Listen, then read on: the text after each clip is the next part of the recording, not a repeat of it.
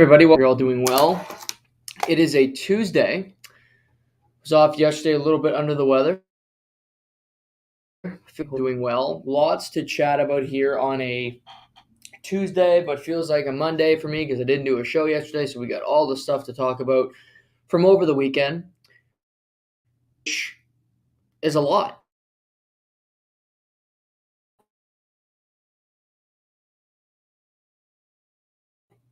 NFL, March Madness, NHL, the NBA. But I'm just going to dive in here. Today we're starting with, to me, was the talk of the weekend, the thing that was the centerpiece of the weekend, and that is the UFC 286 pay-per-view over in London, England. Kamaru Usman and the main event went 5 rounds. Leon Edwards defeated Usman for the second straight time via unanimous decision.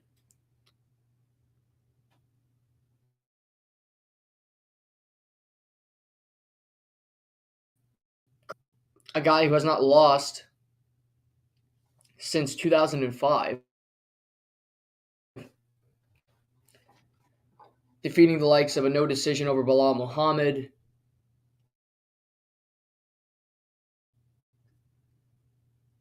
defeating Nathan Diaz. He's on a great run. Truly one of the skilled welterweights when it comes to just his subtle movement, his ability to get strikes, and something that he's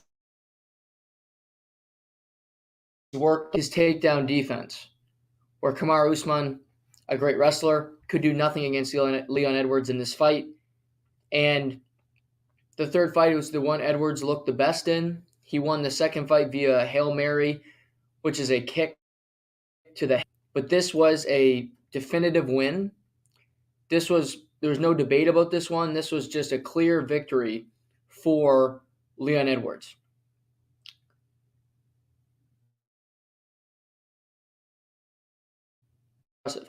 I didn't think he'd win the fight. I have too much respect for welterweights in the history of defeating Gilbert Burns, defeating Tyron Woodley, defeating Colby Covington twice, Masvidal twice. He's had a great run, but we're in a new era of champion in the welterweight division. And after you see a fight and after you see a great pay-per-view and all of that, the next question in your mind is, well, who's next? Who's next up? Who deserves a title shot? And that's the key word in the UFC is deserve. Because too many times it's not the person that deserves the fight that gets it. It's the person that Dana White or Sean Shelby decide to give the title shot to. It's the person that they like better. It's the person who they view as really important to the UFC. And so obviously Usman loses his second fight in a row. He got an automatic rematch from being a champion. He's out of the mix. So Edwards has a few options. Is Khamzat Chimaev a welterweight? Well, Dana White said that Khamzat will be fighting at middleweight. I think Khamzat Chimaev, whether he deserves it or not, is going to be getting a title opportunity, and that'll be announced after this week event between Alex Pereira and so that's a couple weeks in April. That's coming up. The winner of that fight, I think, will fight Khamzat later in the year. Does he deserve that title opportunity? No, but he's in. Deserve. But Dana White, Dana White, he's an interesting cat. Polarizing. I think he's done really good things for the UFC. I also think he's one of the biggest hypocrites known to man. So well. But if you recall, he hit his wife earlier in the year. Nothing came of it. If there's any other executive in sports, pharmaceutical sales, engineering, I don't care. Name a profession. If an executive of one of the biggest companies in the world was caught on camera physically assaulting his significant other, they would not be on the job. They would be forced to step down, however you want to label it. He's still working. He says it's because it's what's best for the company. But whatever. He's still on the job, and we see on Friday before the big main event that Colby Covington, even if you're not a big polarizing because for his antics, for his intelligence or lack thereof, Colby Covington weighed in as the backup fighter, and after the fight, we go to the presser. Dana White says that Colby Covington will be getting the next title shot against her in 2023. Well, ladies and gentlemen, this makes no sense, and I'll detail you why. I don't miss a UFC event.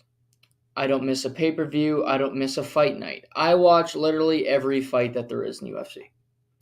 I'm hooked. I'm bought in. My sports addiction cannot be stopped, including the UFC. Should I watch this violent sport? Probably not, but I do, and I'm not stopping.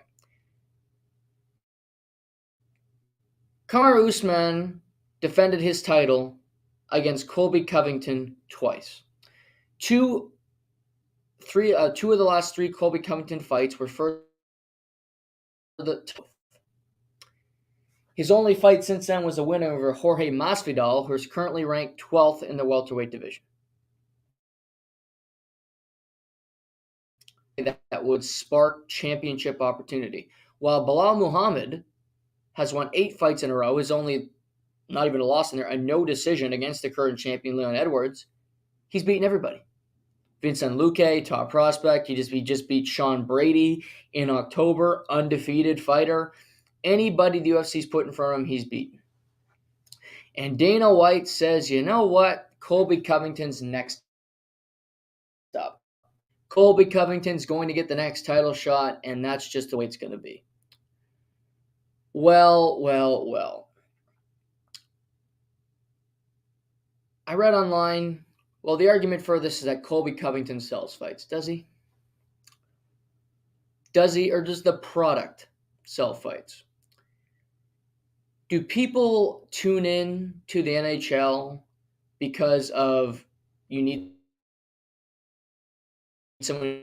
People tune into the NHL, the NFL, the NBA because the product stands. You don't need ESPN put Sacramento on a few weeks ago, and nobody loves Light the Beam more than me. But people will turn into NBA games because it's on television, because it's there. This weekend in San Antonio, Texas, we have an amazing main event. Marlon Chito Vera, Corey Sandhagen, 2 bombers, 3 card. It's on TSN if you have cable this weekend. You can watch it on Fight Pass if you have that. It doesn't matter. That's going to sell. Pardon me. That will get good numbers because it's a good fight, not because you need boxing. Yes, you need to sell cards because it's so rare that 2 great fighters will square up anymore and fight because of the politics, because of the promotions, because of guys like Eddie Hearn, and then you have DAZN, you have Showtime, and who else are you affiliated with, and you got to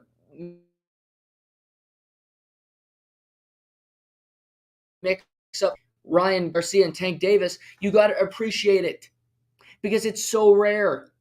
Tyson Fury, Alexander Usyk, is it going to happen? Probably not. Why? Because that's what boxing is.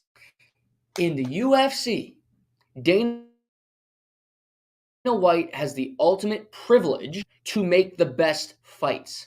He talks all the time about starting a boxing promotion because he says in his sport he can make the best fights. Well, Dana White, you are a hypocrite because you are against your mantra. You are going against what you hate about boxing. Colby Covington is not the best fight, and he doesn't deserve it. He's had 2 title fights were winning them, dominated him. And he beats Masvidal, who's ranked 12th, who's going to lose in a couple weeks, by the way, to Gilbert Burns. And then you get a title shot because you beat the 12th ranked fighter, who then Gilbert Burns sense. It doesn't. It doesn't make sense. Belal Muhammad should be the number one contender for the welterweight championship. He's had the longest winning streak in the division other than Leon. He's had the most impressive wins. If you want to go Gilbert Burns, I'd be fine with that too, but Gilbert Burns has had a title shot. Belal never has. And he's fought guys, and he's won, he's gotten better. And every fight he's in that octagon, he looks better and better. 8 straight wins. He just knocked out Sean Brady, undefeated prospect. But no, Dana White says we're looking to book, get this, Ahmed, proven guy against Shavkat Rakhmonov in July. Shavkat is 6th in the rankings. Why on this contract? It does nothing but hurt your career. Because if you lose it, you'll never get a title shot, and you should be getting one now. Colby Covington is most known not for his fighting ability, fighter, don't get me wrong, but he's known more for his love of Donald Trump. He's proud of it. He talks about it all the time. Fight on Saturday. I got no problem with anybody being a Republican. As you all know, if you've listened to me at any point on this podcast, no problem with that. But what I do have a problem with in life and in sports is when people that don't, and when you have a leader of a company who is dissing Eddie Hearn, a promoter at boxing, who I have it's one of my hopes and dreams to interview Eddie Hearn one day. Some of my people I want to interview because I think he's a super. Say you put him down, you talk about how boxing is so terrible, and you do the exact same thing that boxing's doing, Dana. You are a wannabe boxing promoter, but you couldn't get into that, so you had to stick with the UFC.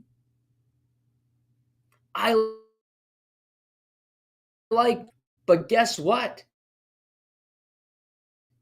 I call this, you're doing the exact fucking same thing that these boxing promoters are doing. You're wilting. Colby's your buddy. You guys both like Trump. You're probably both friends with him. You got him on speed dial. You call him up. Is he booking your fights before he's booked later? Is that what's happening? You doing old DJ?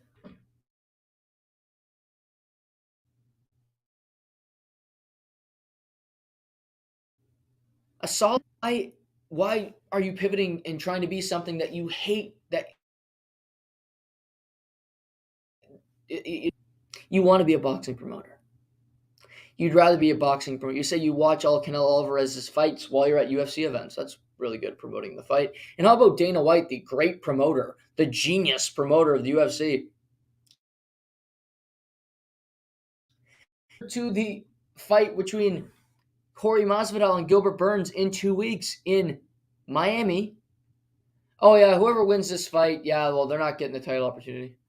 So it's not a number one contender fight? Just throw a bucket of water on this fight. Who gives a shit about this fight? Guys can't be thrilled.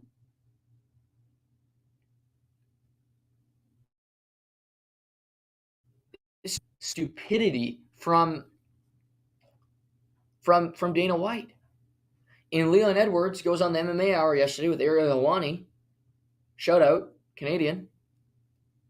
And he says, yeah, I'm not signing the contract to fight Colby Covington. I'm the champion. I should have a say in this. Good for Leon. I wouldn't fight him either. Doesn't deserve it. Leon had win through the gauntlet to finally get an opportunity. I'm not signing that contract to fight him. Why would I do that? Because sometimes it's about principle yourself and looking at how you got there and the future of the company. If Colby Covington's getting it, probably not. Who's Dana's next guy that he just falls in love with, that keeps getting opportunities when they don't deserve them?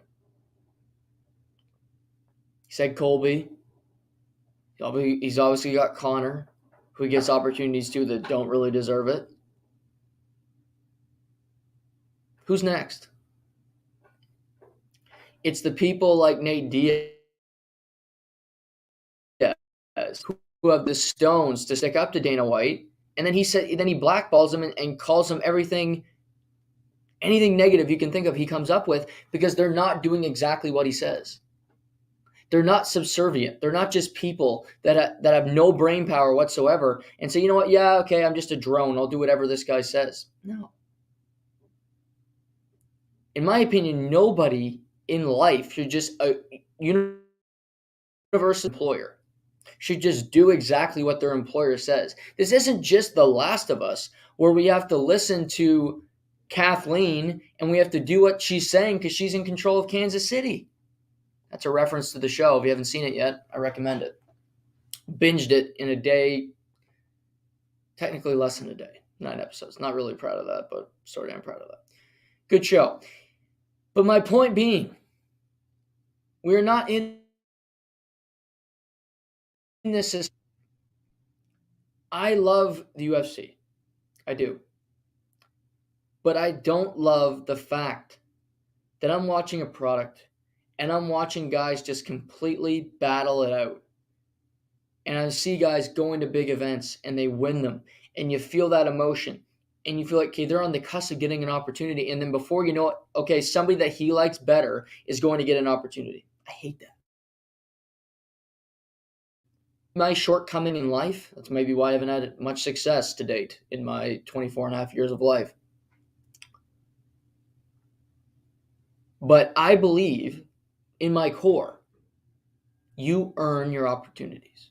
You work to get a break. You're not just handed something because you're in the right place at the right time. You have to have success.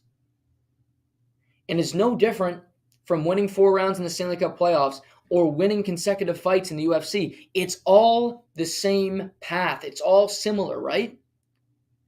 You got to win round 1 before you can get to round 2.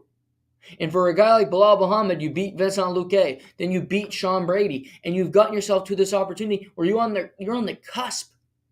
You won your conference Stanley Cup final. But unfortunately, Gary Bettman, in this case, Dana White, is throwing up his arms saying, you know what, no, we'll pass. I know you got here, but, I liked Arizona better, so I'll put them in the Stanley Cup final. Imagine that. That's the thinking here. Now, we had a guy, we let him play the first 2 rounds. He lost them both. He lost that round 2, but you know what? I like him. So we'll throw him in there for the Stanley Cup. Maybe we'll give him a shot. Does that make any sense ever? It's the exact same thing. Exact same thing. When Michael Jordan was losing to the bad boy Pistons and Larry Bird's Celtics, he wasn't just he had to bulk up. He had to earn it. He had to beat those teams to eventually get to the championship. It's not Price is Right. And you're just thrown into the top of the list. No. Earn your shot. Dana White makes me sick. But I doubt I'm going to change his mind, but I will say this. Leon Edwards, I'm with you, my man. It takes a lot of courage. I'm not signing that contract. I'm not signing that contract. Because sometimes it's not just about the money. Plus, he's not going to make that good of money anyway, because it's the UFC.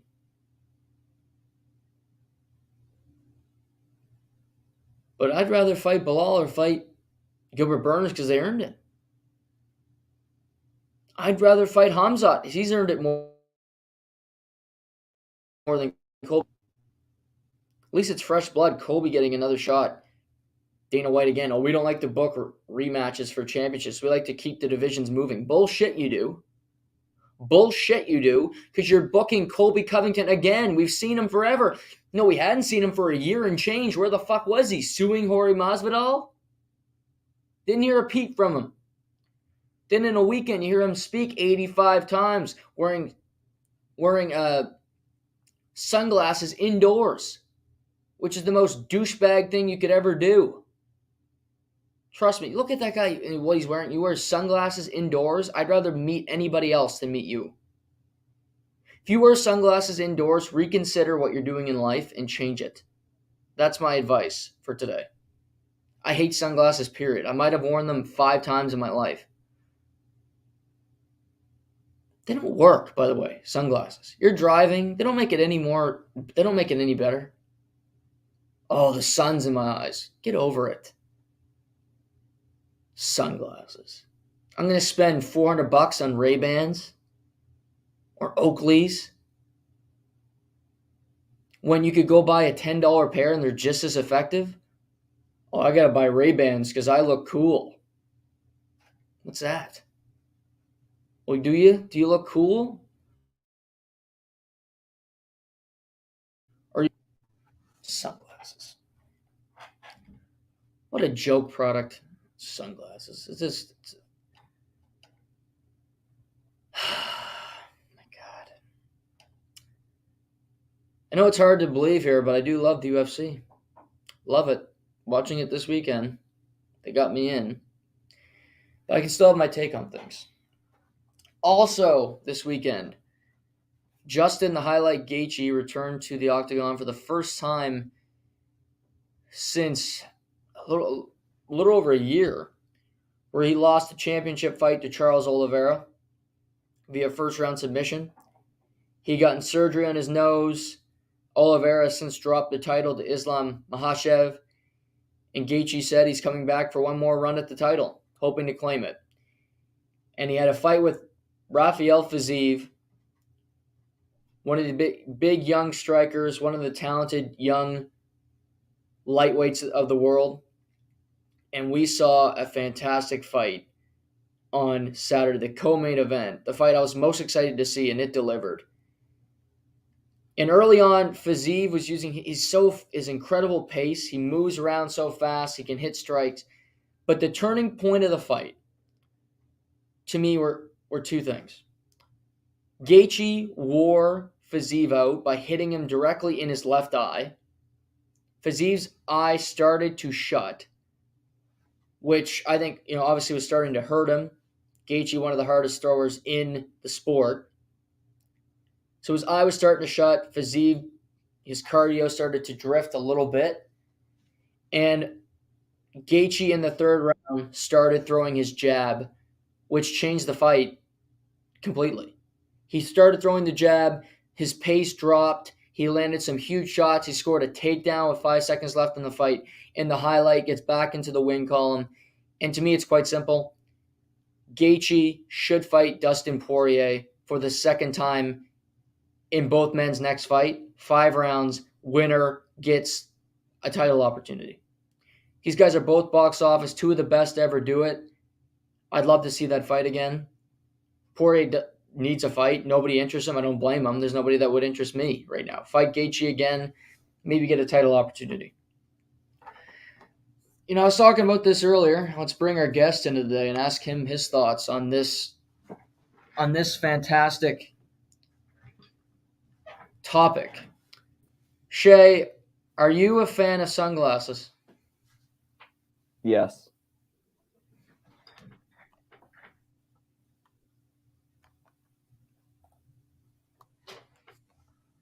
The answer is yes. You're a fan of sunglasses. Do you find they work? For the sun? No, I like them because they make you look like a fucking boss. Yeah. So you're not a fan of sunglasses? I might have wore them 5 times in my life. Yeah, you're not a sunnies type of guy. You rock it. You raw dog that sun to the eyes, and I appreciate that. That's good. Yeah. Yep. Okay. What about sunglasses indoors? Never. No. Yeah. Never the move unless you're Tayo Cruz and this is 2012 and you got a thing going on. You're singing Dynamite. You're kind of the man. I never want to see you wear sunglasses. Anybody inside. Did you see any clips of Colby Covington this weekend wearing his sunglasses indoors at UFC 286? Probably. A lot of celebrities do. They all look pathetic. Yeah. But it's a thing. It's a thing. A lot of rappers, sunnies inside. It's just kind of the motto for a lot of these guys. And it's never a good look. So let's make it more interesting. Okay. Can you pull off sunglasses indoors if you are black? No. It doesn't matter to me. It's not about race. I just think it looks strange inside. Maybe he does look cool sometimes. I get it. There's a lot of flashing lights. UFC, you kind of look like the main man. Mm-hmm. But I have more respect for you if you don't wear sunnies inside. Just bottom line. Yeah, I'm with you there. I can't. You look like such a douchebag wearing them inside. I can't. Is Colby Covington a fighter or? Yeah, he's a fighter. And he wore them to his match? No, he was a spectator. Oh. And he was wearing a flamboyant pink suit, and he had sunglasses on the entire time. The entire 3 hours he was at the event. Mm-hmm. And he stood up for the last fight because he had some interest in it. So he was standing up for the entire 5 rounds of the main event with sunglasses on, watching the fight. Yeah. Yeah, but you almost think you can't see, like you would be able to see that well. I guess there's certain sunglasses, polarized sunglasses, but it's just such a strange look. I mean, the pink suit kind of adds it all together. He's just maybe a strange cat. Is he a strange guy or? Yeah, very much. I know the UFC has some characters that have popped out recently that are the anime guy. What's his name? He's really good, and he's a good fighter. I just can't remember. He's just very into anime. He's a little bit of a different cat. He's not from here. I think he's from overseas somewhere. Oh. He's always doing this. He's always like. Oh, Hamzat. Maybe. Yeah, maybe. I don't know. I couldn't tell you one guy he's fought, but I see him all the time. He's popping up on my Twitter constantly. Right. Yeah. No, Colby's from Miami, and his biggest claim to fame is that he's Donald Trump's favorite fighter. This guy just keeps getting more and more interesting. Yeah, I don't know what to say. Like, what are his political views? I want to know his political views and his. Is he pro-choice? Is he pro-life? I just got to know that. I know the details on this guy. I would definitely tell you he's certainly Republican. Okay. But he's I think you can even nowadays there's like Republican and then there's like Trump Republican, if that makes sense. I don't doubt it. I don't doubt it whatsoever. Saying that for my benefit, so I don't get canceled. But I would say he's definitely Trump Republican. Okay. And he's definitely not pro-choice. He's definitely pro-choice. Yeah, and he wore the pink suit. I bet he doesn't even know breast cancer awareness. He just right over that guy's head. Yeah. No. He probably never heard of cancer. No. It's funny. Those guys end up being the most cancerous people in the world, which is hilarious. Fact. That's their boss certainly is. So that's Yeah. I've heard some things. Rots from the head. So. How was your weekend? Good. Yeah, kind of a relaxing weekend / mixing a little basketball Got to watch my brother play his last minor hockey game. Not as sad as it maybe seems, or as I say it is, but kind of a shit show. Hampton Barn was not a good scene. I can tell you more about this off air, but yeah, probably when I see you this weekend. Just not a great scene for minor hockey. Really? Oof, that's not good. Yeah. It sounds worse than I'm actually putting out. Just there's just some things that are going on in consent, and we don't have to get into too many details. It's not good. Yeah, I got you. I know where you're heading now. Yeah, we'll certainly talk about that this weekend. Gonna jot that down for the old topics list. So I'm gonna keep that one in the back of the old cranium. How was your weekend? The weekend was good. Yeah. Yeah. Didn't snow, so that was nice. Yes. It did. UFC 286 was entertaining. A little early start, so that's always nice. Doesn't end at 2 a.m. Yeah, I'm sure you got some sleep that night. Still didn't, oddly enough, but yeah. But sarcasm. March Madness was ongoing. Mm-hmm. It was certainly interesting. It was too much to almost keep track of everything in the sports world. Do you enjoy watching March Madness? There's a lot of bad basketball that gets played with these young college kids, but do you still enjoy watching the product? Yeah, I enjoy it. I mean, you're going to see some great players. Obviously, there's so many different routes that you're not going to see the best of the best. You're not seeing the top draft picks anymore, or some of the best draft picks. Some of them are going to the G League. Some of them go overseas. Some of them already are overseas because they're European. But ultimately, you're seeing some great. If you love the quality of defensive play, of teamwork, I mean that's the biggest thing, right? I mean, I feel like we say this year over year, but like you want to watch guys go 1-on-1 ISO, the flashy dunks, the step back threes, the Steph Currys, the LeBrons. Great, go to the NBA. But if you want to watch real basketball, it was taught from a very young age. Watch college basketball because it is a purest form of the sport that you can get. Yeah, I agree. And what was the most shocking or interesting development over the weekend for March Madness for you? Well, yours truly, I think, said it last week about Purdue, going deep, going long. I should have known right as the words came out of my mouth that I was just going to be slapped in the face by Zach Gaejthe and that team and their head coach. But hey, it happens. They played a team and they lost, and you're out. That's kind of how this tournament works. Sadly, it's only happened twice, and I mean, you're going to be known as one of the teams that it's happened to. Yeah.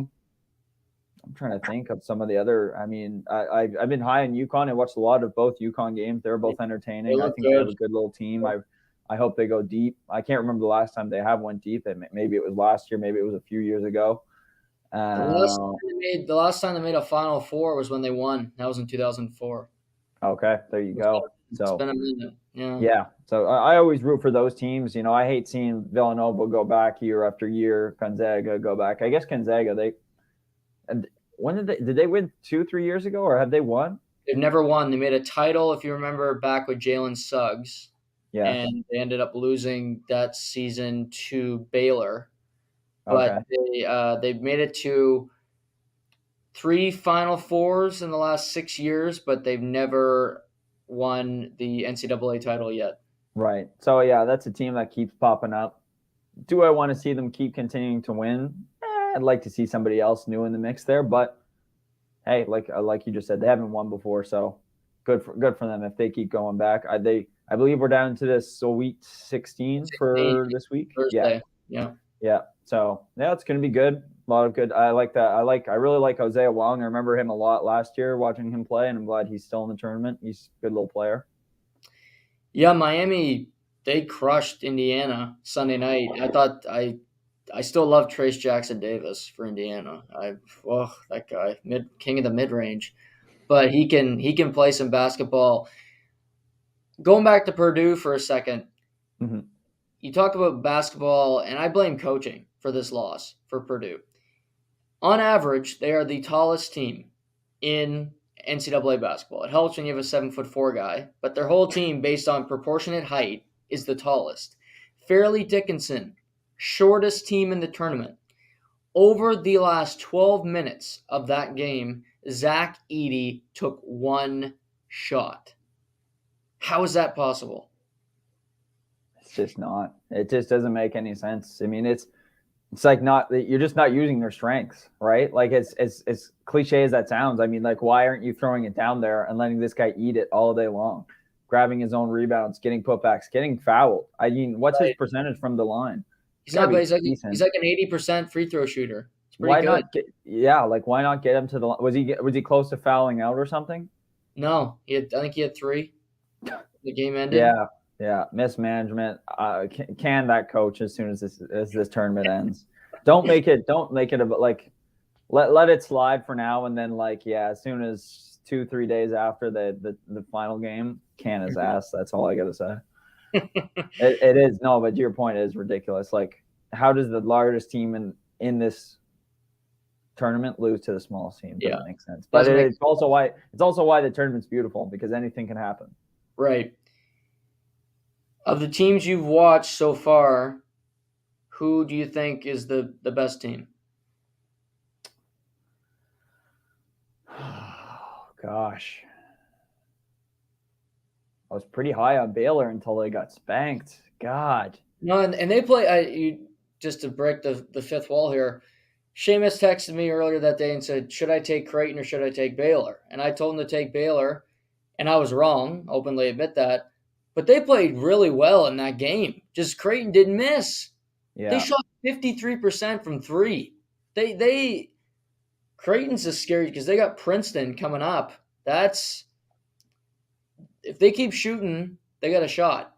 They're a good team, but the Big East is having a moment right now. Yes, yeah, they are. And I'm not bullish, but is Creighton historically like a team that goes deep? Do they lose in the second round? Yeah, they're usually like a second round exit team normally. Okay. Yeah. So good for them. You know what? I always love a team that doesn't always get to this point. Right. I don't know. Part of me still wants to see Zaga kind of go deep, and since they haven't won it, it just feels like they've been on the tip of their tongue. But like I said earlier, I hate seeing teams that are always in the Final Four stay in the Final Four. That's why it's been great. Like, if UConn can get there, great. I'm kind of riding on that team right now. I think going forward, that's who I'll bet on. I love Drew Timme. He's everybody's favorite college player. He's so pure. He's such a good basketball player. Yeah. Just dropped a quick 28, big win over TCU Sunday night, and you hear all about these 3-point shots and everything. I think he can play in the NBA. I still think he can, because he guards the pick and roll. He defends. He can shoot. Like, he knows what he isn't, and I think that's one of the biggest skills you can have as an athlete. Is he knows what his strengths are, and he doesn't try to be more than what he is. Yeah.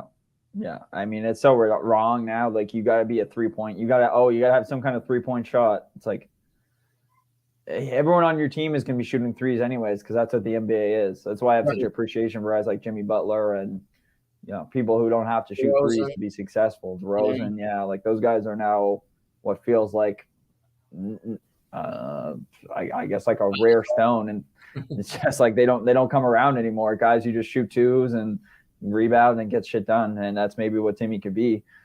He might go deep second, I would say. That's probably where I'd see him landing. Right. So let's go through this. Houston or Miami? Does Miami pull off another upset? No, I think Houston's going to win. It's my pick anyways. Xavier or Texas? Texas. Yeah, they're good. I like that. They're really good. I actually forgot about Texas when you were telling me about best teams, but I'll stick with UConn. They're still my boys for now. They're good. You got UConn beating Arkansas. Yes, sir. That was a good story, though. Glad for the Scaria. He's got that tarp off. He's got a good little blot on him. Who was that? Eric Musselman, the Arkansas coach, when they beat Kansas. He did that was the coach? Yeah, that's the coach. Oh, my God. That's ridiculous. I didn't know that. I thought he was a fan. I saw it. I was like, oh, this fan's going nuts on the sidelines. That's crazy. Head coach. I mean, I bet he parties Yeah, on the low. I bet he's getting after it probably more times than not. right, Um, yeah, I would be scared to see him. Maybe he should just go shirtless the entire game and play a little fear factor into the UConn players. right. But no, I'll go Huskies. Fun game, Gonzaga, UCLA. Yeah, that is a fun game. I had that one circled. I really want to say UCLA for some reason. Actually, yeah, I'm going to say UCLA. I'm probably wrong, but they're going to win the tournament. But I think UCLA is going to win that game too. Just watching them. Yeah, I haven't got a chance to see them a lot, but just looking at the scores, from what I read and the way they play, I think they could beat them. Fun little Kansas State and old Tommy Izzo in Michigan State. Yeah, I don't know about this one. Yeah. I don't think Michigan State's are they good? Like I haven't seen one game all year now. 16 from 3, and they won a game. But hey, it's Tom Izzo. He finds a way to win in March. Yeah, I'll give it to Michigan State. I think they'll pull it off. Florida Atlantic and Tennessee. Florida Atlantic. I'll say Tennessee. I don't. Florida Atlantic. I don't even know. That sounds like maybe a fishing school somewhere. Duke screwed that up. Duke. Yeah, they had an easy go at where they were supposed to be, and that's the Final Four. And they really buckled it. Creighton, Princeton. Cinderella. Because Princeton, shit. I'll say I don't know. This is kind of again like the Michigan State one. Like I feel like one team should win, but I think the name's gonna come into my mouth. And I'm gonna lose. I'll say Creighton. I'll keep it alive. And San Diego State and Alabama. Bama. Roll Tide. They're a good team. Yeah, they're a good team. I love Brandon Miller. I hope he had a bad. I think you commented last week. He had a bad first game, but he came back, had a second strong game, 20 points. I hope he keeps that going. He's a fun player to watch. He can defend. I think he's going to be a really good, really good NBA player. Yeah, I think he definitely has the tool sets to become a really, really good NBA player. And I don't know if he lands in the top 5, but I can see him being a quality player moving forward. Yeah, absolutely. But have you given your picks away yet, or? Yeah, I think I was worried about Houston losing to Auburn because I thought Marcus Sasser was injured. Then he played extremely well against Auburn. Miami made the Elite Eight last year, and they still got a good that's the thing. They're a sneaky team. The sneaky little team, Jim Larinaga down there in Miami, my alma mater. Not really, but maybe one day. I'm gonna go with. I'll say Houston. I picked them in my bracket, so I'll stick with that. Okay. Even though that was busted a long time ago. Xavier, Texas, fun game. I love Texas too much though. Picking Texas, I got them going to the Final Four. Go on. UConn. I'm not picking against Drew Timme. I'm not doing it. So. Okay, so we differ on that one. Yeah, I'm gonna go K-State. Okay. A 5'8" guard. He's fun to watch. That little guard at Kansas State, he can shoot too. Yeah, it's just so rare. You just don't see them anymore.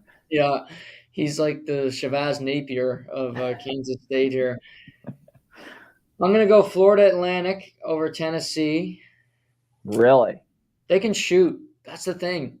Their coach. I heard him interviewed yesterday, and he goes, "Yeah, we know like college game, get into the paint, work it that way." He goes, "We're not doing that. We take layups and we shoot threes." He's got a motto, and he is sticking to it all the way. He's like the Mike D'Antoni of college. It'll eventually kill him in this tournament, but Tennessee is so bad at shooting. Yeah, it's true. That they might win this game. I'm gonna pick Creighton. Okay. The way they come off ball screens, they got multiple really good shooters on that team. I'm not picking against them, and I'll pick Alabama as well. So we're pretty much almost on the same page.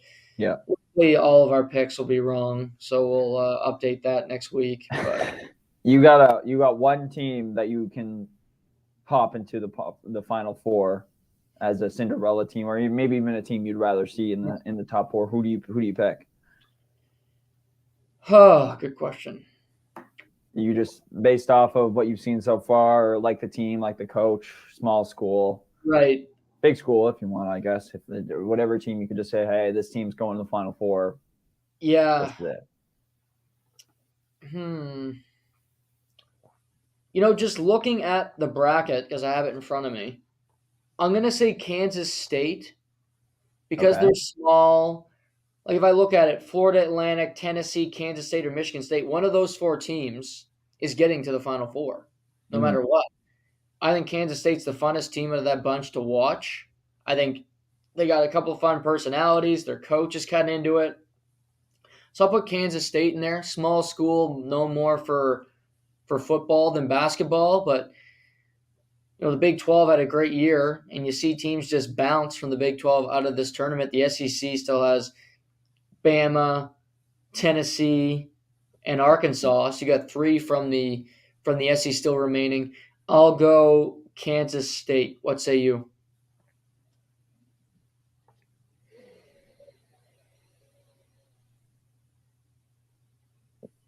To me, it's a toss-up. I'd like to see Creighton. I'd like to see Creighton get in this.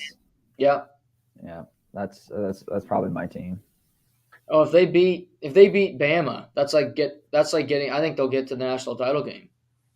It's the hurdle, right? Like if you get past that team, you got a good chance. But if not, I mean, obviously you're packing bags and going back to school tomorrow. Because I think the other side, Houston, Miami, tough game for either team.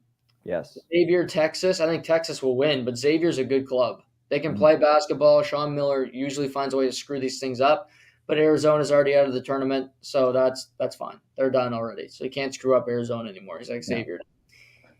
Arkansas, UConn, Eric Musselman, no shirt, like he's going to come at you full force. And you have Gonzaga, UCLA, Mick Cronin. You can't kill him at UCLA. Try to kill Mick Cronin. I dare you. You can't do it. The Terminator. The Terminator.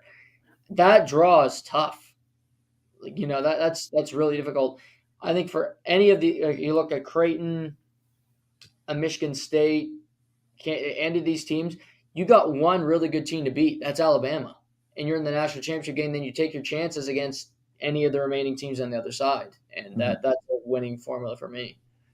Yeah. Yeah. Is Gonzaga the only one seed left, or am I missing another one? Is Alabama is the one seed, right? Houston and Alabama. No, Gonzaga's a 3. Oh, sorry. Never mind. Who's coming out of one out of there? So it was Kansas, and then they got upset by Arkansas. Right. Yeah. Okay. Obviously, Fairleigh Dickinson upset old Zach Edey in Purdue. So, turning to the NBA for a second, it's kind of been quiet. NBA is kind of quiet right now because of March Madness, and you kind of forget about it for a second. But I think we'd be remiss if we don't touch on Oklahoma City, currently sitting 8th in the Western Conference. They're not tanking. SGA is still playing. Dropped 40 Sunday afternoon against the Phoenix Suns in a huge win. I'm shocked they're not tanking, but I'm glad they're not, because SGA is playing elite level basketball all year long, and he deserves this opportunity. Yeah, no, I think so too. I wanted to bet Oklahoma too on that game. I was sitting there. I was going to throw an NBA game on. I didn't. I ended up picking Tage Thompson and shots. Go Shamus for not getting that one. But anyways, I'm excited. I mean, that was a rumor for a little while, right? We're gonna shut SGA down for the year. Our team will dwindle down. We'll lose the rest of the season, and then we'll get a high pick. But it's almost like they've won too many games at this point to turn around. It's like you're halfway down the dirt road. You're like, I don't know if I want to go further down. Don't know what's down there. Might get stuck. But now they're like, you know what? We're going to floor it, and hopefully we'll just push through. And the push through is the playoffs, right? So I'm excited. It's I think that when they got there with Chris Paul on that team, I think it really gave a lot of those young players a lot of juice, a lot of, we can do this. We can do this as a team. they didn't have a lot then, and they still don't have a lot now. And I say a lot as in they don't have SGA, who you could argue is a top 10 player, but around that, now you have Giddey, who's awesome, damn good player, just good, a little bit good at everything. There's obviously there's holes in his game, but can still I think it's something that he can patch together. And I keep thinking to myself, this team looks good, and what is Chet Holmgren? What is his role on this team? Is he going to come in? If he does, he's probably not going to be healthy this year. I can't imagine. I haven't heard any reports. Have you about him playing at any point? Nothing. So I imagine he's not playing. Yeah. So if he was, he can come off the bench. But yeah, no, it's good. It's good for the Western Conference too, because I feel like everything's just heated up. So as a quick breakdown, I got it right in front of me actually now that I'm looking. Yeah. So they're sitting ninth, I guess, with a 35-36 record, but they're right there. But it's crazy. The Pelicans can rattle off some games and they could be there. The Lakers are right there. The Jazz, the Thunder, the Timberwolves, and now the Mavericks have been so bad that they are a 500 team, and the Warriors are a 500 team too. All those teams just waver around that position. So if OKC heats up, they're right there. They could get in a 6 speed. I don't doubt it. Yeah, me either. They could get hot and win some games down. They got a big game against the Lakers coming up. You got to win those games where you beat your opponent. And I credit Utah too. Danny Ainge beat my Celtics. They beat Sacramento. They beat your Celtics Saturday night with Joe Maz just coaching just to the upteenth degree. That guy. But Utah doesn't quit. Sac-town hasn't quit. The only team that's really gave up is Portland. In the West, they've waved the white flag, but if whoever misses, I don't think if OKC misses, it's that big of a deal. But if the Lakers are to miss, or even I think New Orleans, I think that's a big deal because those teams had bigger aspirations this year, and I think we could see significant change with those teams if they end up even missing the play-in portion of the playoffs. Oh, absolutely. I mean, the Lakers did all that movement, and they don't. Can you imagine they don't even make the play-in? That's. I get it. LeBron's going to be LeBron. He's gonna stay and get healthy. I don't think there's any rush for him to get back. But at the same time, it's God, if you don't come back soon enough and you just miss by that game, by that one win, by that 2 wins, right? And what was this season for, and what were all those trade picks for? They got Austin Reeves playing like he's Michael Jordan out here, dropping 36, 37 points. I mean, it's frustrating. Like you said, Utah, Oklahoma City, they make the play-in. Great. They had no aspirations of making in. But there's other teams here, guys who traded for shitty players like Gobert. They traded for CJ McCollum last year in New Orleans. Right. They really do need to pull it together and kind of figure out a way just to scrummage the end of the season, even just to make the play-in. Because to me, if you make the play-in, well, anything can happen. Yeah, certainly. And with New Orleans in particular, Zion's not playing. He's always hurt. Is Brandon Ingram going to want to stick around there? CJ McCollum, do they keep David Griffin as the GM? Because they're not winning anything. I wonder, because there's a lot of pieces on that team I think other teams would want. Mm-hmm. I think you look around the league and you see teams like OKC, for instance, they're going to be looking for good players because they got so many damn draft picks. They're going to add to this team. The next superstar that wants out, OKC might be feasting and looking for somebody. I think New Orleans is a team to watch because I don't think they're going to even make the play-in. And that's ugly because they were being touted as a potential conference final team at the beginning of the season. Yeah, no, I was very high on them. I think a lot of people were, and yours truly said it. I think we had this conversation about giving Zion the ultimate max deal, and I said I don't think it was a good idea in the way he played. Obviously, it's too early. It's way too early to say that was a major dumb decision because anything can happen in a year or 2 years. But right now, obviously, it doesn't look very good. Yeah. Are you worried about your coach? I'm talking about the Celtics. No, I know what you mean. Um, Many teams. yeah, I don't know. He doesn't give the same. It's just not the same. I won't say pizzazz, but it's the same spark that Semyon did, right? Like you really felt like when he was on the bench, he was snapping at referees. He was getting snappy with some of the players, kind of giving them a little shot under the ass to kind of get them going. Yeah, I mean, and that loss to Utah. I mean, that's players are injured. I get it. Some things are happening.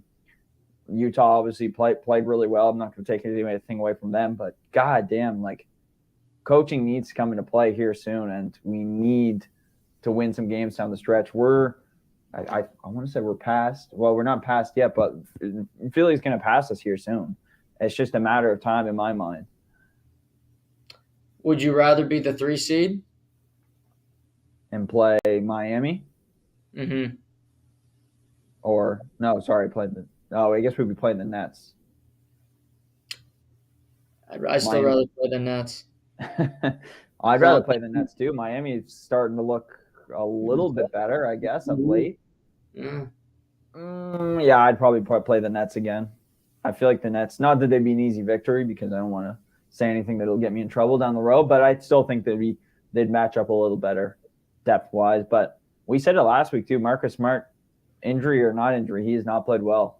It's just a fact. Like he's played like garbage.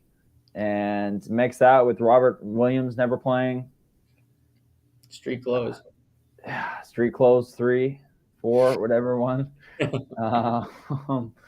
It's tough. I mean, we still have a great team, but God, we need something. We need a spark. Do you think every coach that the Celtics have had over the last couple of years hates Grant Williams, or is that just a feeling that I have? I think they definitely get frustrated, but yeah, the whole I'm gonna make both. That was just just next time, just shut your trap. Yeah, mini Draymond, like that was bad. I think most of them have a very love-hate relationship with him. I don't think they all hate him, hate his guts. But it's like Steve Kerr with Draymond Green. Mm-hmm. Draymond's doing some stupid shit out there. He's kicking people in the nuts, being a dirty player, getting in people's faces. It's part of his game. You kind of get used to it, and then part of you probably loves it because it's like he's enthusiastic and he's bringing energy to the team. Right. Draymond's a better player, obviously. Yeah, I think he's always talking and stuff, so you get sick of him. He's always in your ear and stuff like that. So Golden State, they won their first road game since January last night. That's a fact, by the way. That's hard to be that incompetent on the road. With Wiggins likely out for the year because of a family matter, sounds pretty serious. He's no updates on him. Are they even a title threat to you? No, not at all. They just look scrambled. Nothing against their big players. Draymond's, I feel like, just kind of been a shell of himself this year. Yeah, I feel like they've made a great decision. I'm not to say they've a great decision giving Poole that money because I don't think he's a max deal type player, but I think they made a good decision not giving Draymond that money because I feel like you're starting to see the deterioration of his career. Yeah, they just didn't do it. They didn't add anything. They didn't add anything crazy. I mean, they're missing Wiggins, they're missing Gary Payton, but like you just said, Wiggins has got a pretty serious. Don't want to elaborate on what that is. I think we both know, or have heard the rumors about what it is, but yeah, it's not looking like they can be a threat in my mind. And there's how many teams in the West. Like I love Denver. We both think Denver's a great team. When they get out of the road, it's a toss-up. It's just how it is. It's been like that all year. Yeah. Like you could easily say that they've been a mid team on just when it comes to playing outside. They're a great home team. They're one of the best home teams. But like, how do you not translate that into when you're getting on the plane going to play Sacramento, going to play OKC? You know what I mean? Yeah. Yeah, they get crushed by the Knicks. Like they barely beat the Nets. You know, they think they lost to the Wizards on that road trip. Like it's I rough. Be surprised. Who do you trust the most in the West?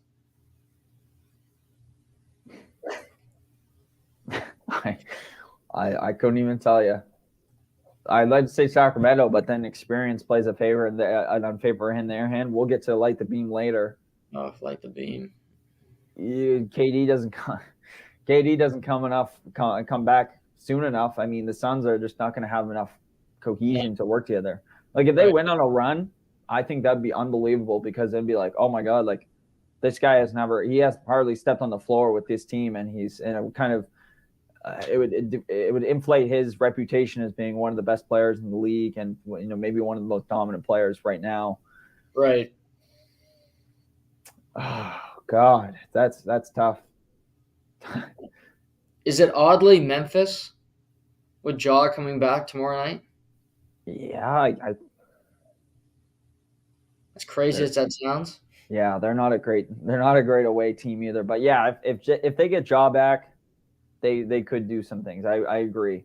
Their team has looked good without him. I'll say that. There's times when I've watched them, I'm like, there's not a chance they win. Oh, they don't beat Dallas. I shouldn't have said They that. beat them twice without Ja. I know.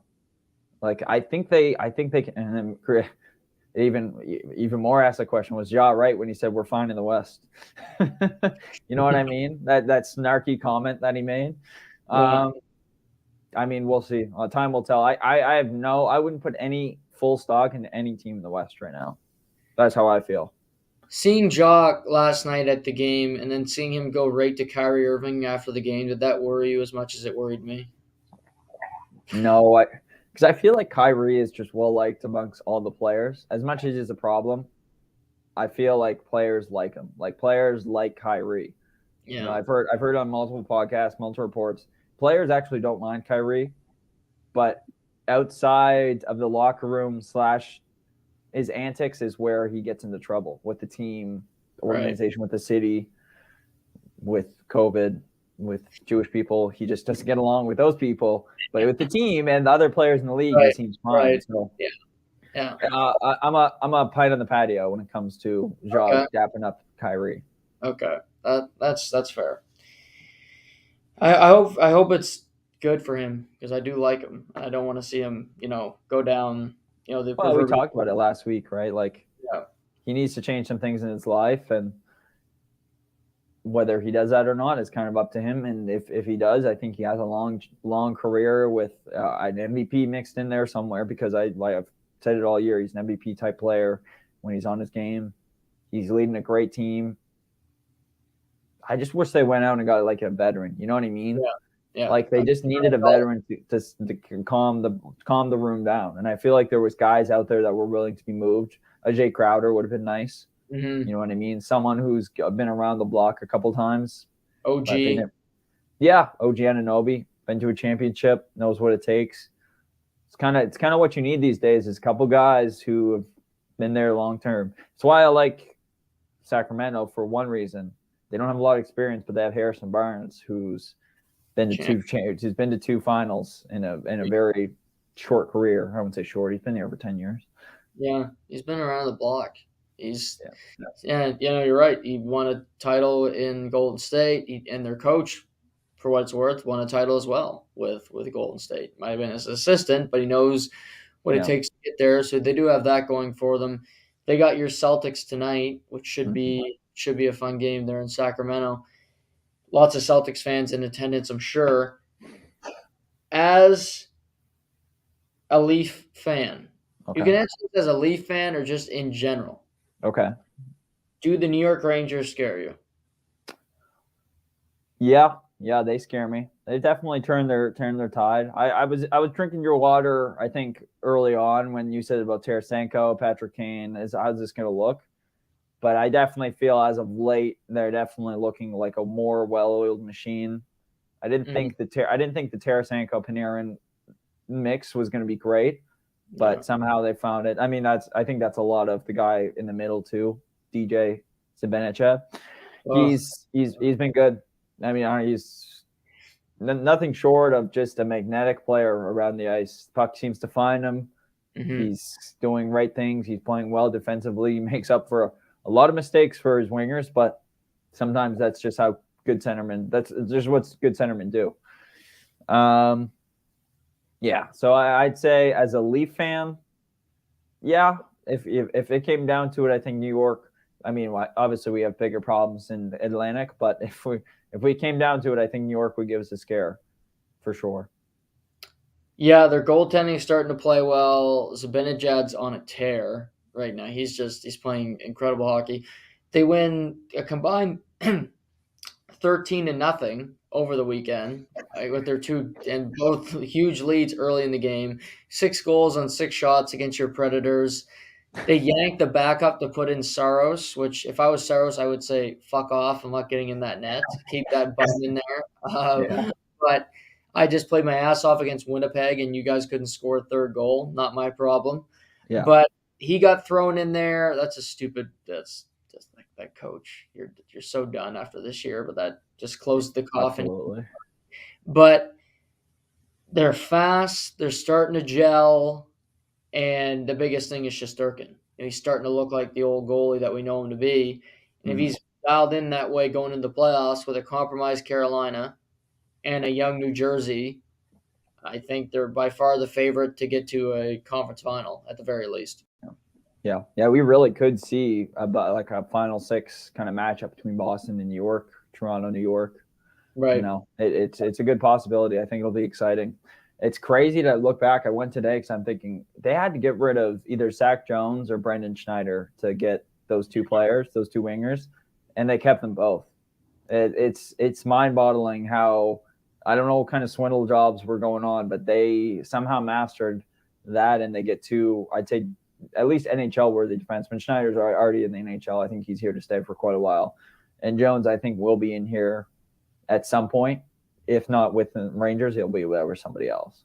Yeah. They trade Krasov for basically nothing because they didn't want him anymore. Vancouver he was a project. I don't think it was right. Yeah, I just think they realized that they were better off without him. You know what I mean? It's a problem for somebody else. Yeah, another Russian problem. Not enough of those around. They got enough of them on that team already. So they don't need another problem in the room. Right. We'll move on. So for you, are they the best team in the Central? Just clear cut now. Sorry, best team in the Metro. Pardon me. Oh, yeah, I think so.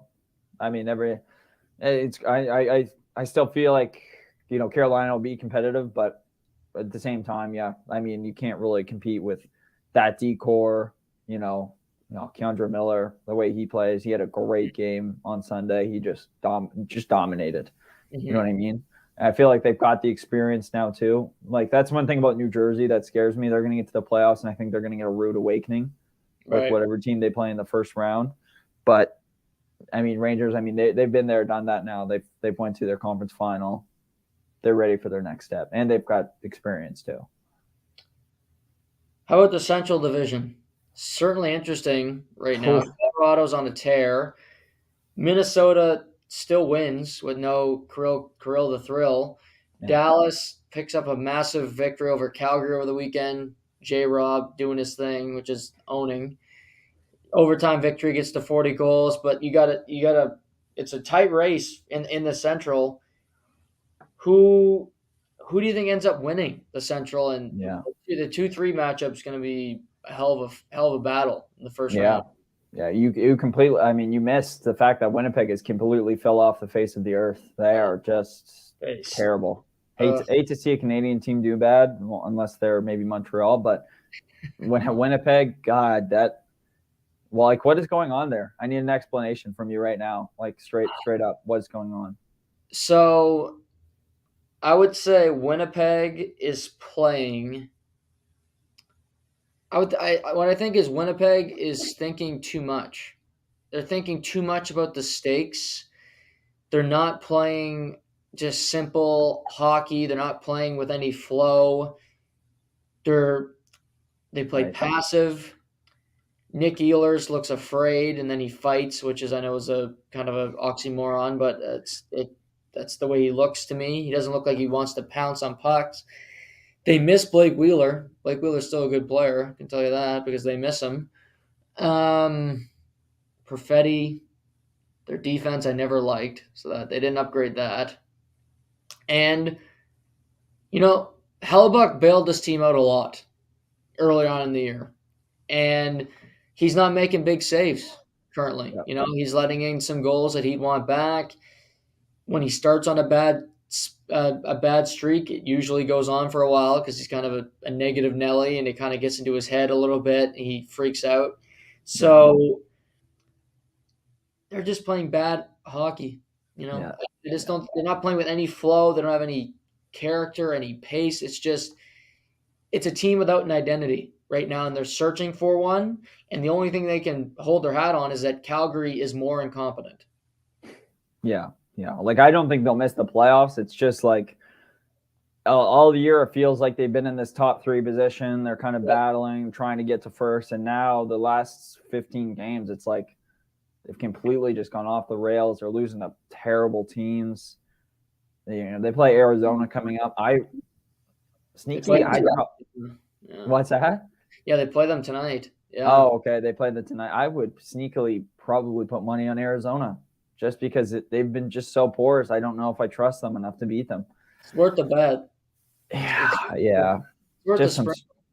Yeah, worth the sprinkle. Yeah. No, to go to your original question though, definitely the Avs. Yeah, they're my top team. Unbelievable. I mean, I watched them. I watched a lot of that game, and they're just true professionals. And I will. Samsonov did play. Was it Samsonov?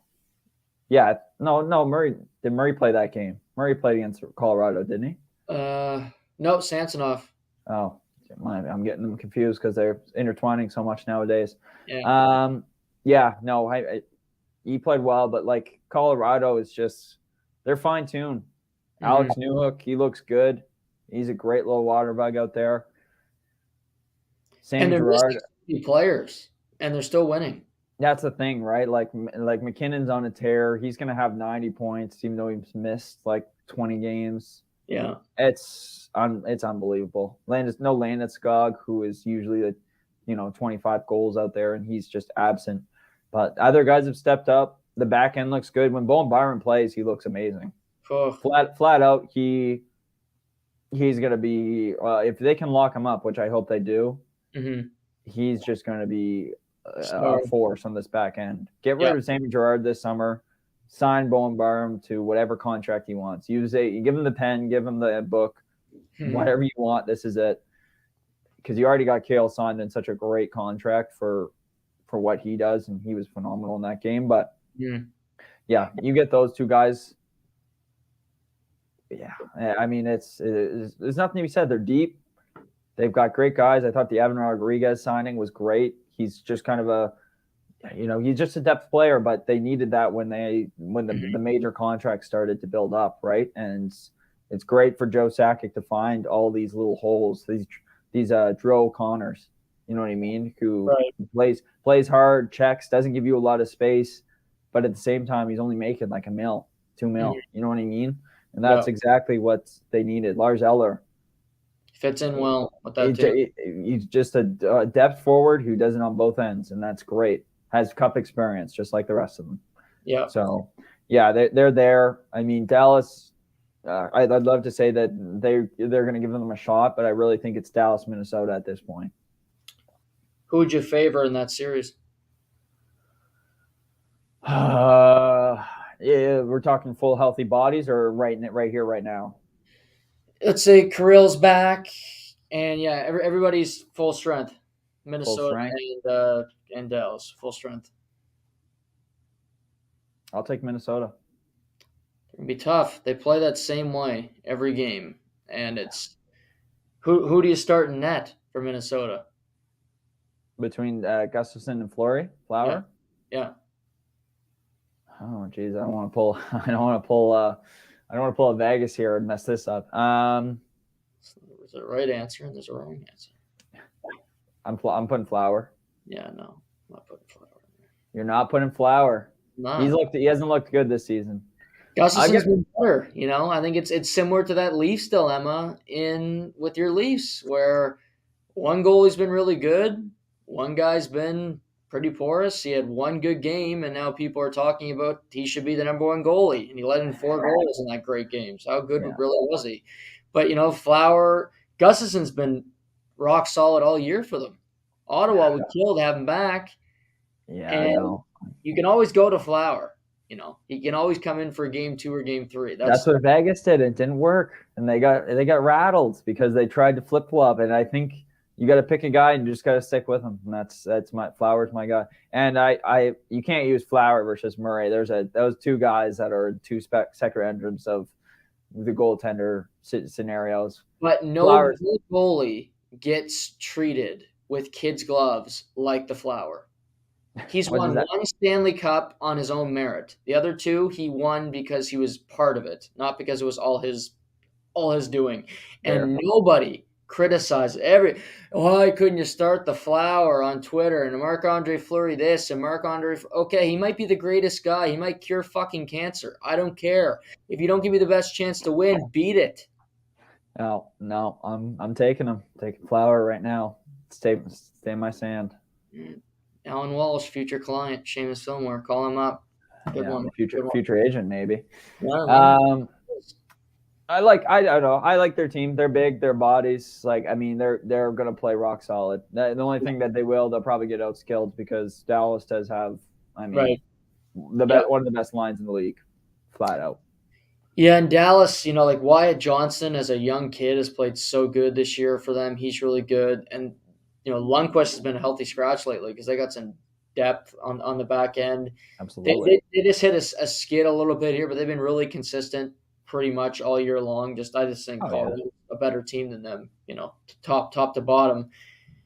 But home ice would be important in that series for sure. And Minnesota has the Devils tonight. Dallas is hosting the Kraken. So 2 big important games for both those teams. Colorado has Pittsburgh tomorrow. Speaking of Pittsburgh, they lose. They get just smacked by New York on Saturday. And then last night, Dylan Ferguson, somehow he's not from Rexton, he makes 48 saves last night. First appearance in 5.5 years in the NHL. Keeps Pittsburgh from getting 2 points. What a performance from that guy. Yeah. Him or Julius Randle are getting my star of the night. Julius Randle dropped 57 for New York, still lost.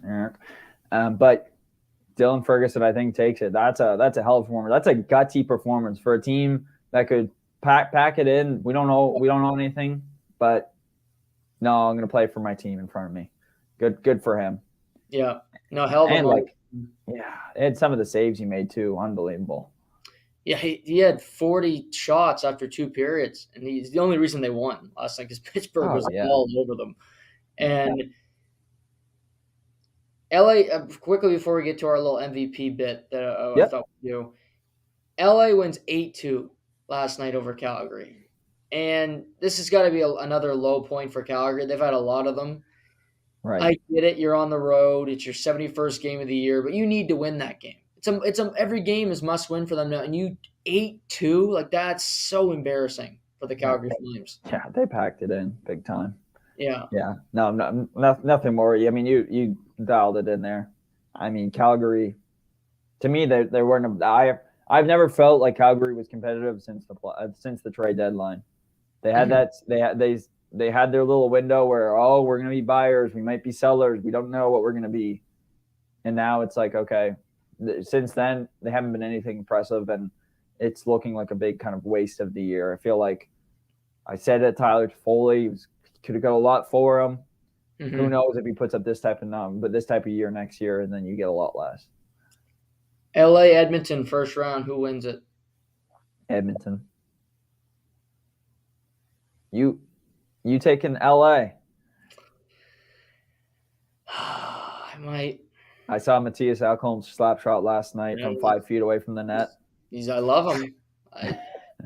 I think LA might pass Vegas, so it might only happen in the second round because I think both teams are better than Vegas, personally. But yeah, Vegas has been very disappointing. But quarter. I mean, they played last year and it went to 7. 1-goal game in Game 7, and LA's better this year than they were than last year. Yeah,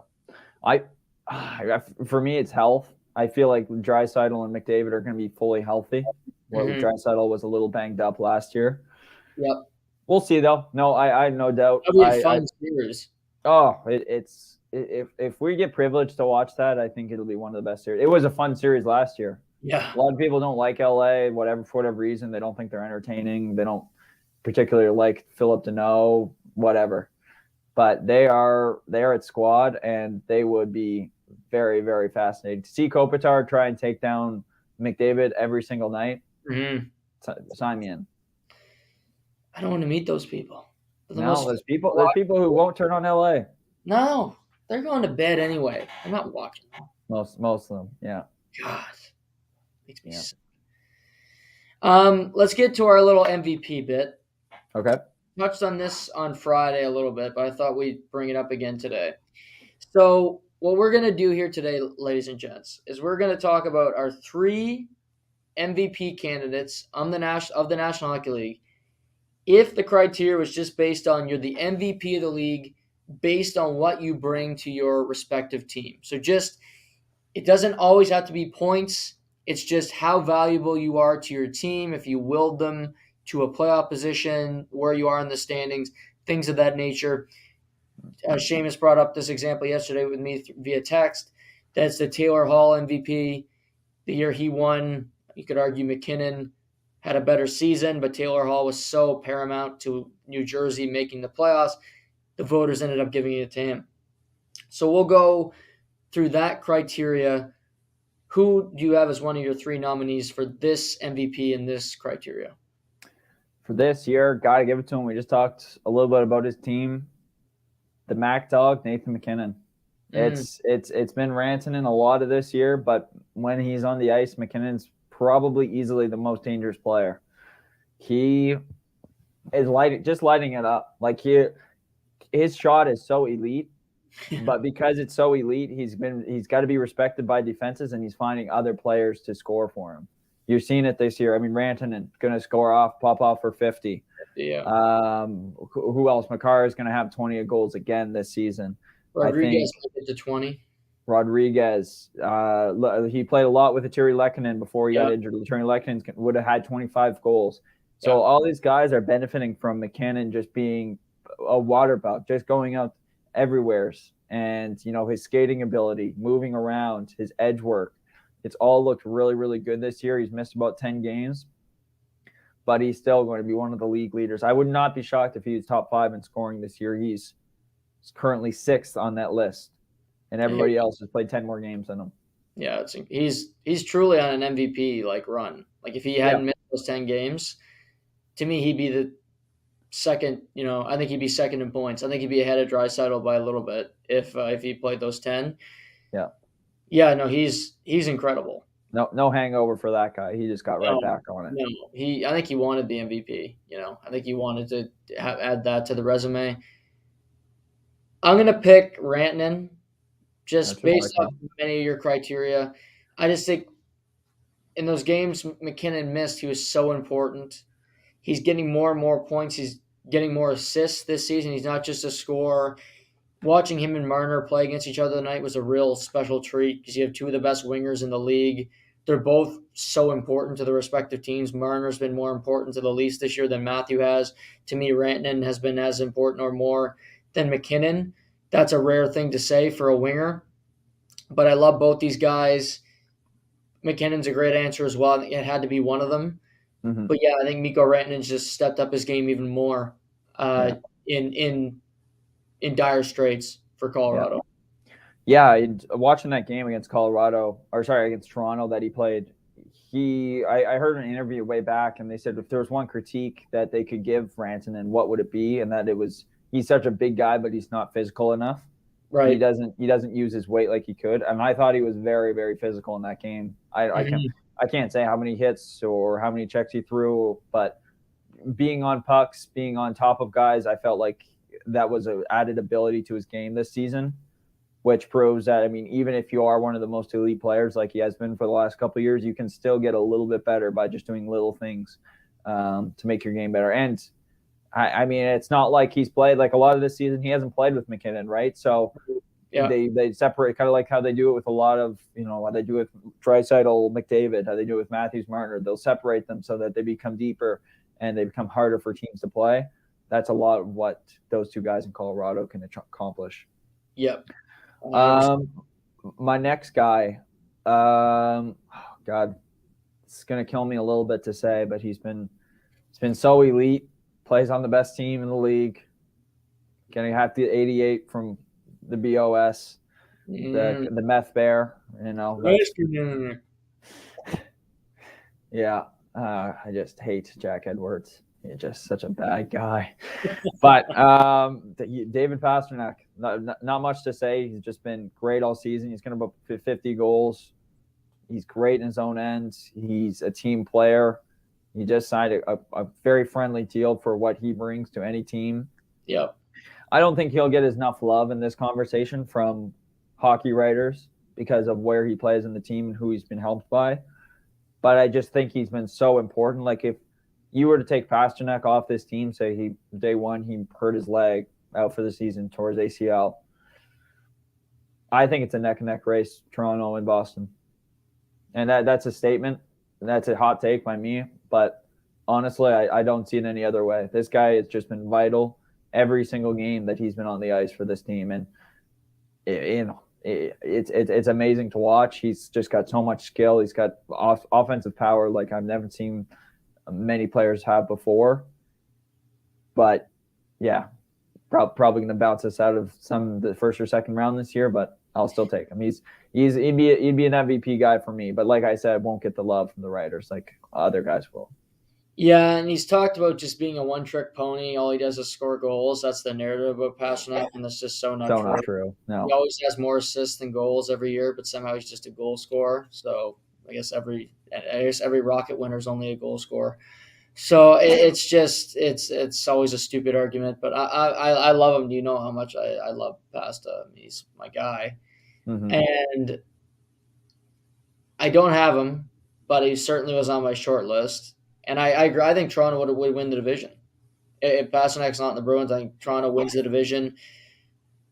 I'm not sure Tampa finishes below Boston if they don't have Pastrnak. He's so important to that team, and he scores so many goals that you don't think about and wins, and that it's hard to come by. My number 2 is if this team makes the playoffs. I know what you're going to say. Matthew Tkachuk. It's Matthew Tkachuk because, my God, the guy's playing by himself. He's got Carter Verhaeghe. Thank God. He's got somebody to play with. Sasha Barkov, street clothes all year long. Always something wrong with him. Sick or he's hurt or something. He's got no goalies. One's in player assistance. One's Bobrovsky, which you can't rely on him on a given night. Defense core is old and Ekblad. I love Ekblad, but you look at Mark Stahl is playing big minutes. That's problematic. Josh Mahura on a PTO made the team. My God.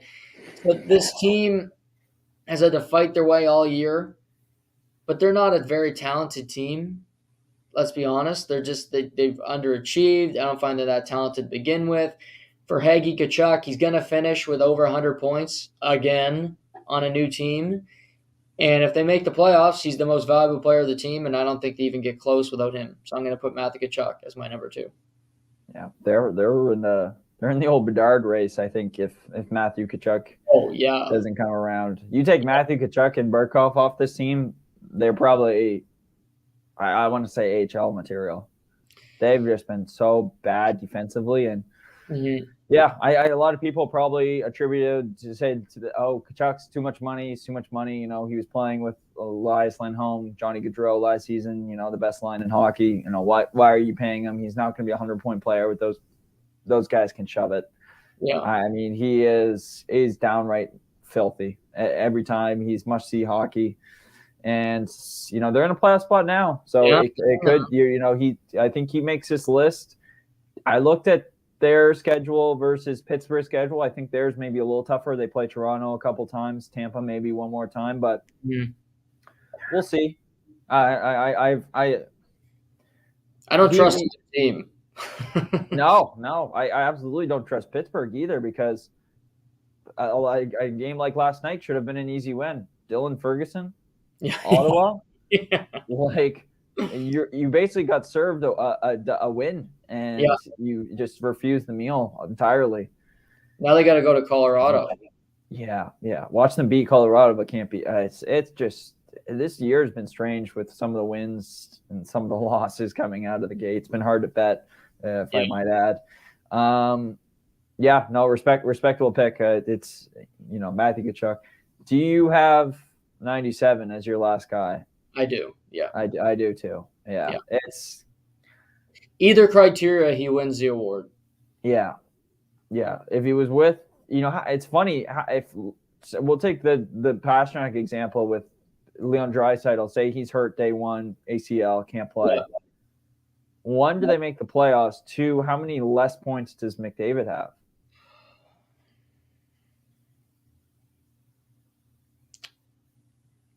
They make the playoffs because the West sucks that much. In the division, I guess. Yeah. But you mentioned like Calgary and Winnipeg and all that. Yeah. Seattle finishes above them though, but I think they make the playoffs. Wild card. We'll sneak in. Okay. Yeah, I think they sneak in. Their power play certainly wouldn't be number one in the league if Draisaitl's not on it. I'd still think he'd find a way to get 100 plus. Yeah, I think so too. I think just that good. Whatever he finishes with, he's going to finish with 150 this year, which is even startling to say out loud. Yeah, I still think he gets 120 without it. Like honest to God, like the best player. By any standards, the best player in the world, doing things we've never seen before. He's got 60 power play points. Like, he's just a fine-tuned machine. We said it before. We said it last week and weeks before. His shot has just gotten so much better. The confidence, that quick wrister where he just shoots low, and goalies are just like startled. It's like they poof and smoke, and then it's like they're just their bodies left behind. You know what I mean? Like, just a video game is it's just how he plays. No, I agree with you. I think he gets to 100. He probably wins the MVP anyway. With the season he did, even without Draisaitl, and it's incredible. And they're starting to play better. They're starting to look like a better and better. Ekholm's such a good ad for that team. Exactly what they needed. Scores a couple of big goals last night. He plays well defensively. I still think they're a good enough team to go on a deep cup run, but McDavid gives them a fighting chance at the very least. They got to a conference final last year. I think they could certainly get back to that this year if things go the right way. They got to beat your Kings. It's the only thing. They got to beat your Kings and by Adrian Kempe. Yeah. Good luck with that. It's like Mick Cronin. Yeah, the real Wayne Gretzky, Adrian Kempe. Oh, I love him like a son, but he's playing well. What do you got in the go the rest of the weekend? I believe you're coming up to the Land of the Dead up here in Rexton. The Land of the Dead. Yeah, Walk the Dead. Rest of the week been pretty relaxed. I think probably try to get out for a couple more walks. Just it's been so beautiful out lately. Yeah. This weekend I'm playing volleyball. Haven't strapped them up, and I thought you were playing basketball. I haven't played. What's that? I thought you were playing basketball. That was supposed to be the weekend before I went to Toronto. I was supposed to play an alumni game. Now I'm playing volleyball for what feels like a mixed drinking kind of tournament going on at Bonner Law. I support everyone to go. It's going to be, I don't think it's going to be a booze fest, but I think there is alcohol being served. So got to get the people out somehow. So that'll be fun. I think I haven't laced them up for that sport in a long time. That's not including sand, I guess. I'd love to watch some March Madness with you. That's a goal. That's one of my main goals on the card. And also getting to see Casey. What is an ideal schedule for you? You obviously Madness starts at what, 1 o'clock probably? It's later because it's Madness Saturday will only start at like 8 because there's only 2 games on Saturday. Oh, okay. Well, that works out perfectly. So maybe we'll get together, maybe go see our good friend who we haven't seen a little bit, see how his little family's doing, and then MLB draft. I do my pool every single year in the commish. Got that on Sunday, so I'll be prepping for that this week too as well. So is it the volleyball like an all-day Saturday type deal, or how does that work? I thought it was one game, and I looked today. It starts at 5, and it goes till like 10 o'clock at night. Saturday? Yeah. Jeez, that's an odd time to start. I said the same thing. I said, "Oh, like it'll probably be one game. That seems late to have a full tournament." But no, it's like 5 to 11. So I have no expectations. What's that? Who's participating in this? All kinds of. I don't know the rosters, but I've seen the names of the rosters, and some of them are not sketchy, but I'll just say very questionable. Okay. Yeah. Kennedy playing? No, God, no. It's her mother's birthday, so she won't be there. So yours truly will be getting on one, probably. Good for you. Yeah. Getting out of them.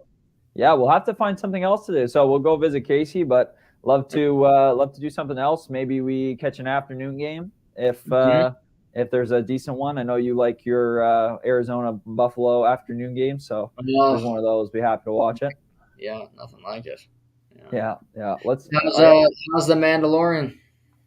The DeLorean's been good. I've watched the half the first season. It's good. Yeah, I like it. It's kind of like the underworld. I've been really into Star Wars lately, kind of picking that back up in the last probably 6 months. So it's been good.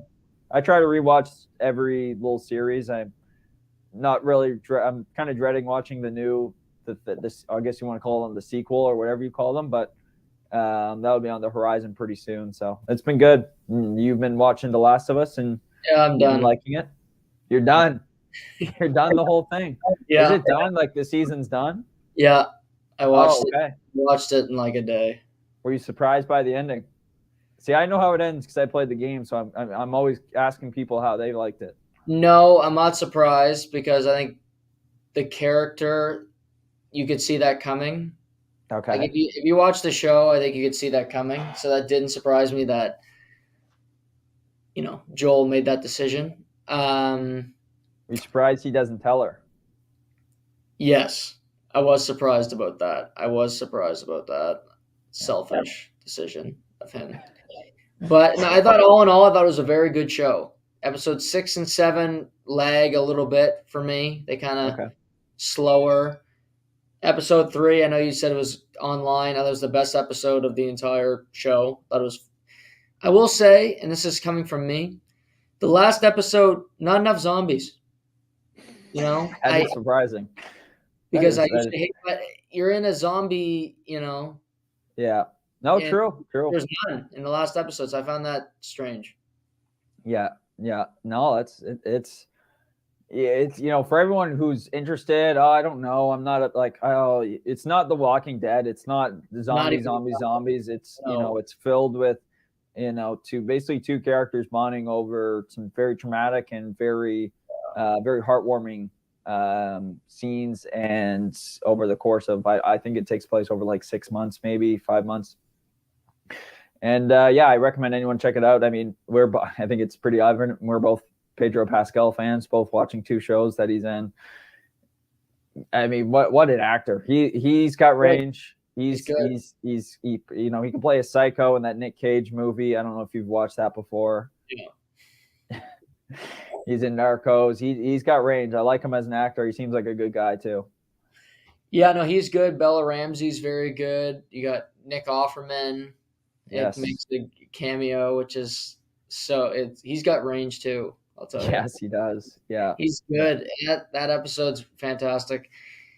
Yeah, no, and there's a lot of there's a heartwarming the third episode is a tearjerker, and you also have episodes 4 and 5 with this young boy and his brother, and that's a whole story in and of itself, which is what I like about it is it's more about character development, less about zombies and things like that. So I agree. It's so much better than The Walking Dead. It's not even comparable. So I tell everybody, give it a chance. It's worth a watch. Yeah. Playing the game was a tearjerker, so I can't imagine putting that into live action. How that's. Now I'll admit it. I cried during the third episode. I don't cry that much when it comes to movies and stuff. I cried at the end of it because they got me. They got me, the bastards. But yeah. I had to show you the side for once, but go back to my zombie form here as we speak. But No, Shay, appreciate the time today, and we'll talk this weekend, my friend. Yes, yeah, very look forward to seeing you and hanging out, and seeing Casey too. I know he's a fan of the pod. And yeah, always pleasure being on, and pleasure talking shop with you. Appreciate it. Enjoy the Leaf game tonight. I will. Well, go Celts. Thanks to Shamus for joining us. He does it every Tuesday. Lots of fun stuff that we dived into today. Didn't even get to talk about the Valspar. We'll talk more, but get some NFL stuff. We'll save that for tomorrow's show. NFL chat. Matt Wright's going to join the show on Thursday. We're going to talk some March Madness and some NFL free agency stuff. So we'll get into that Thursday. So yeah, Wednesday already tomorrow, hump day. Fun week of sports. Match play in Texas. Masters is in 3 weeks. 2 weeks Friday. 2.5 weeks. 2 weeks on Friday, so very much looking forward to that. WrestleMania is coming up, which I'm not a huge wrestling guy, but I'm going to watch it. So, WrestleMania, Masters, UFC 287, NBA playoffs and NHL playoffs, Major League Baseball, World Baseball Classic final tonight, Japan against the United States. Been getting into the World Baseball Classics. We'll do a baseball preview next week, so stay tuned for that. But as always, thank you for the support. Thank you for tuning in. Thanks for listening and all that you do to support the podcast. I'll be back tomorrow. Until then, this is To The Point.